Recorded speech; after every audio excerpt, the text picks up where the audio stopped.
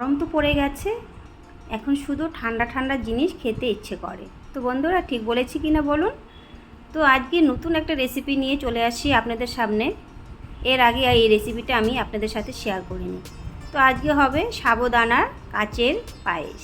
তো চলুন সাবুদানার কাচের পায়েসের রেসিপিটা কীভাবে আমি বাড়িতে বানিয়ে থাকি আপনাদের সাথে শেয়ার করব। আর আজকে আপনাদের ভালোও লাগবে। আর যারা খাননি এই পায়েসটা বানিয়ে অবশ্যই কিন্তু একবার হলেও ট্রাই করে দেখবেন। বন্ধুরা পুরো ভিডিওটা সঙ্গে থেকেই দেখুন। তো বন্ধুরা এখানে আমি এই কাপটা দিয়ে 2 কাপের মতো এই কাচের বাটিটার মধ্যে সাবুদানা নিয়ে নিচ্ছি। আর আমি কিন্তু বড় দানাটাই নিয়ে নিয়েছি সাবুদানা, আমার কাছে বড়টাই ছিল, বড়টাই নিয়ে নিয়েছি। আর আপনারা ছোট বড় যেটা খুশি সেটাই কিন্তু নিতে পারেন, তাতে কোনো অসুবিধা নেই। আর এটা কিন্তু কমসে কম আধা ঘন্টার মতো ভিজিয়ে রাখবেন। আধা ঘন্টার মতো ভিজিয়ে রাখতে হবে, তাহলে কি হবে এত সুন্দর করে মানে ফুলে যাবে। পুরো হাত দিয়ে পরে ফোলার পর আধা ঘন্টা পরে সুন্দর করে কিন্তু একদম রুটির মতো ডলে নিতে হবে। দেখুন কত সুন্দর লাগে দেখতে, আর খুব সফটও হয়ে যায়। যাই হোক, তো এদিকে কিন্তু ধোয়া হয়ে গেছে। আর হাফ চামচের মতো নুন নিয়ে মিশিয়ে দিলাম। আর জলটা দিতে হবে জানি সাবুদানাগুলো ডুবে থাকে আর কি, মানে বেশি আর কি না, একটুখানি উপরে হালকা জল থাকে। তো দেখতেই পারলেন কতটুকু জল দিয়েছি। আর দেখুন আধ ঘন্টা পরে নিয়ে চলে এসেছি। তো এটা কিন্তু এবার ভালো করে একদম রুটির যেভাবে ডলে সেইভাবে কিন্তু ডলে নিতে হবে। সুন্দরভাবে কিন্তু হয়ে গেছে, ভালো করে ভিজে গেছে, সফট হয়ে গেছে, ভালো করে রুটির মতো ডলে নেব। আর আপনারা চাইলে একটু মিক্সি জারেও দিয়ে দিতে পারেন, তাতেও ভালো হবে, অসুবিধা নেই কোনো। তো আমি কিন্তু হাতেই ডলে নিচ্ছি, আমি আর মিক্সি জারে দেবো না।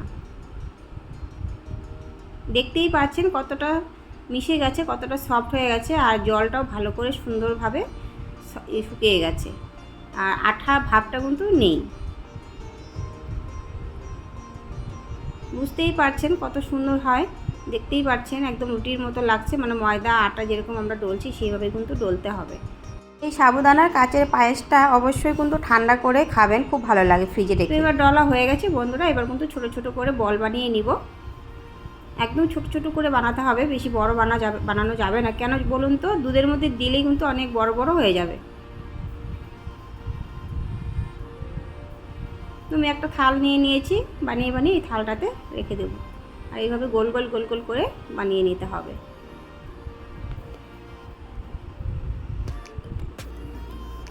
দেখতেই পাচ্ছেন এই যেরকম সাইজে বানাতে হবে। আপনারা চাইলে আরও ছোটো সাইজেরও বানাতে পারেন, এগুলোই ফুলে ডাবল হয়ে যাবে। তো বন্ধুরা দুটো বানিয়ে দেখালাম, এবার বাকিগুলো সব বানিয়ে তারপর আসছি আপনার সামনে। তো বন্ধুরা সব কিন্তু আমি বানিয়ে নিয়েছি, দেখতেই পাচ্ছেন সাইজগুলো কতগুলো বানিয়ে নিয়েছি, দেখতেই পাচ্ছেন। এই দেখুন এগুলোই কিন্তু অনেক ফুলে বড় হয়ে যাবে। তো এগুলো তো বানানো হয়ে গেছে, এবার কিন্তু কড়াইতে দুধ দিয়ে দেবো। মানে চাল কড়াই ছিল আগের থেকে দুধ সসপ্যানে, তো আমি কড়াইতেই দিয়ে দিচ্ছি, দেখতে সুন্দরও লাগবে আর বানাতে সুবিধাও হবে। সসপ্যানের থেকে কড়াইতে সুবিধা হয়।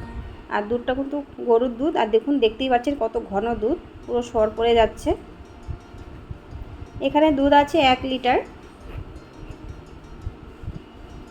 দুধটাকে ভালো করে জাল করে নিতে হবে। এবার কিন্তু এই দুধ কিন্তু ভালো করে জাল করা হয়ে গেছে। আর এবার দিয়ে দেব গুঁড়ো দুধ। এখানে গুঁড়ো দুধ নিয়ে নিয়েছি 1 বাটির মতো। এখানে বড় চামচের 4 চামচ আখের দুধ, গুঁড়ো দুধটা দিয়ে ভালো করে কিন্তু নাড়াচাড়া করে নিতে হবে। তো বন্ধুরা দেখতেই পারলেন ভালো করে নাড়াচাড়া করে নিয়েছি দুধটা, আর দেখতেই পাচ্ছেন দুধটা কত সুন্দর সর পড়ে যাচ্ছে। এবার যে বলগুলো সাবুদানা বানিয়ে নিয়েছিলাম সেই বলগুলো কিন্তু দিয়ে দিব।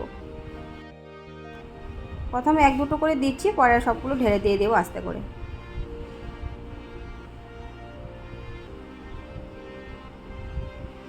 দেখতেই পাচ্ছেন সবগুলো বন্ধু দিয়ে দিয়েছি। একটা গায়ে আরেকটা লাগবে না, আপনি যেভাবে খুশি সেভাবে এটা নাড়তে পারেন, কোনো অসুবিধা নেই। তো দেখতেই পারলেন একটু নাড়াচাড়া করে নিয়েছি। আর গ্যাসটা কিন্তু কমানো আছে, ওভেনটা অবশ্যই ওভেনটা কমিয়ে রাখতে হবে, না হলে আবার উতলে পড়ে যাবে।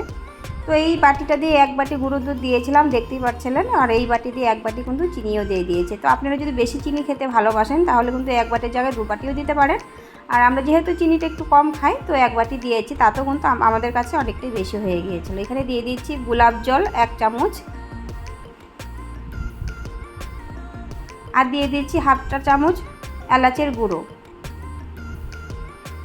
অবশ্যই এলাচের গুঁড়ো দিবেন, এলাচ গুঁড়ো দিলে আর গোলাপ জলটা দিলে কিন্তু একটা সেন্ট হয় আলাদা, মানে দারুণ লাগে সেন্ট, খেতেও খুব ভালো লাগে।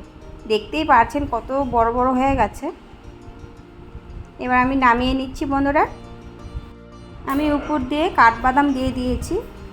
তো বন্ধুরা, সাবুদানার কাচের পায়েসটা কিন্তু আমি পুরোটা থালে নামিয়ে নিয়েছি। থালায় আরও দুধ অনেকটাই গ্রেভি আর কি রয়েছে, সেটা ঢালেনি। ঢালে না হলে কিন্তু এই কাচের যে সাবুদানার এটা দেখা যাবে না, তার জন্য কিন্তু আমি পুরোটা ঢালিনি। তো দেখুন, আপনারাই দেখতেই পাচ্ছেন কতটা সফট আর কতটা তুলতুলে হয়েছে। আর একদম মনে হচ্ছে না যে কাচের মতো লাগছে, একদম কালারটাও একদম কাচের পায়েস, যে সত্যিই কাচের পায়েস। তো বন্ধুরা, রেসিপিটা কেমন হয়েছে অবশ্যই কিন্তু কমেন্ট করে বলবেন। আর যদি ভালো লাগে একটা করে লাইক দেবেন। আর নতুন বন্ধুরা যারা আছেন তারা সাবস্ক্রাইব করে পাশে থাকবেন।